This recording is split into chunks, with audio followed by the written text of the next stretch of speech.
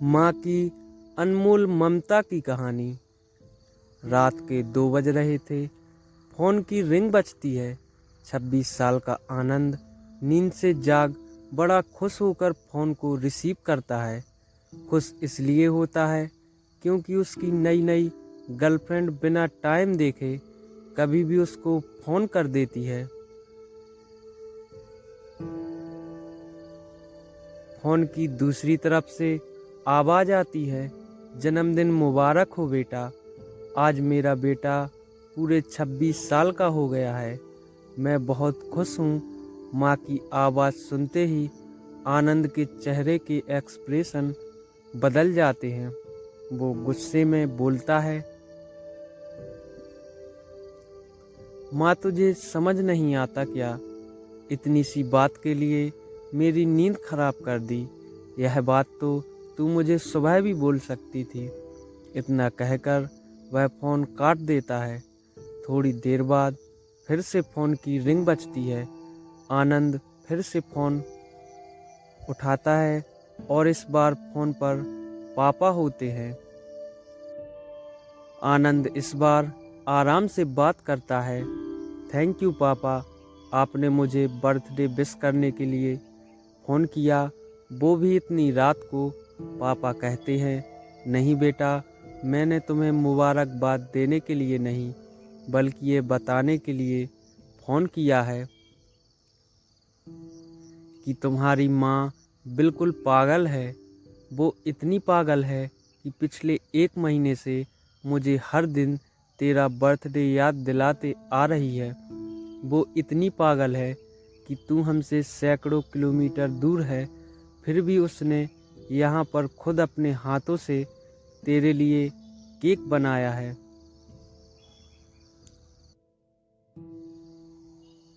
ऊपर से ये जिद कर बैठी है कि जब तक तुझे विश नहीं कर देती तब तक ना खुद खाना खाएगी ना मुझे खाने देगी। आनंद सब ध्यान से सुन रहा था और उसे यह महसूस भी हो रहा था कि उसने अपनी माँ को फॉर ग्रांटेड ले लिया था। वो बोला, नहीं पापा, माँ बिल्कुल पागल नहीं है। पापा कहते हैं, नहीं बेटा, तू अपनी माँ के पागलपन को नहीं जानता। मैं जानता हूँ। वह तो 26 साल पहले ही पागल हो गई थी।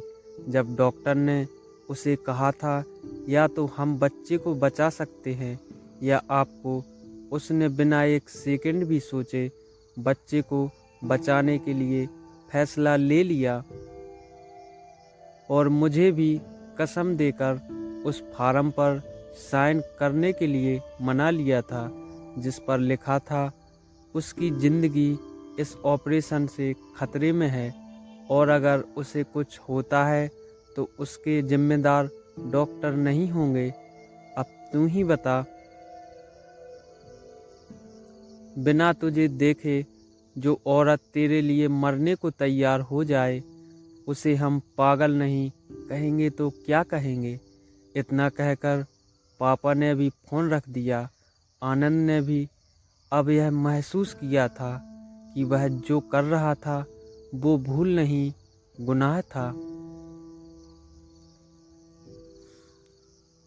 हाँ, एक बार किसी इंसान को दुख दो तो कोई बात नहीं, लेकिन भगवान को दुख देना गुनाह ही होता है और माँ भगवान से कम नहीं होती।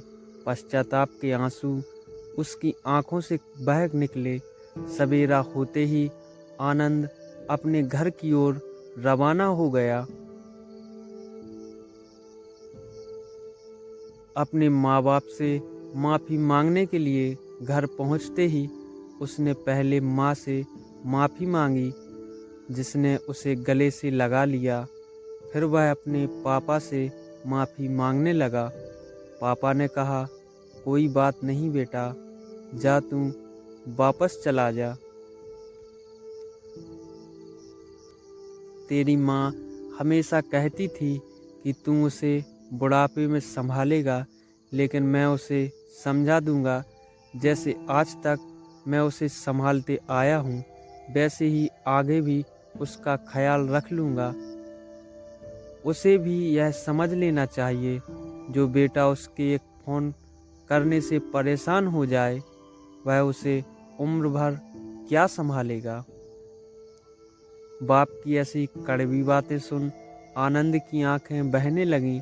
वो सर झुकाए अपने बाप के सामने चुपचाप खड़ा रहा। अपने बेटे को परेशान देख माँ आगे आती है और पापा को कहती है, जाने दीजिए, माफ़ कर दीजिए, हमारा ही बेटा है।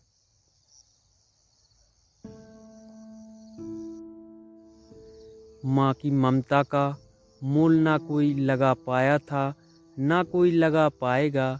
9 महीने प्रसव की पीड़ा सहन करके हमें नई जिंदगी, नई दुनिया में लाने वाले माँ ही हमारी हर गलती को माफ़ कर सकती है। दोस्तों, अगर वीडियो ज़रा सी भी पसंद आई हो तो प्लीज़ वीडियो को लाइक और चैनल को सब्सक्राइब ज़रूर करें। धन्यवाद।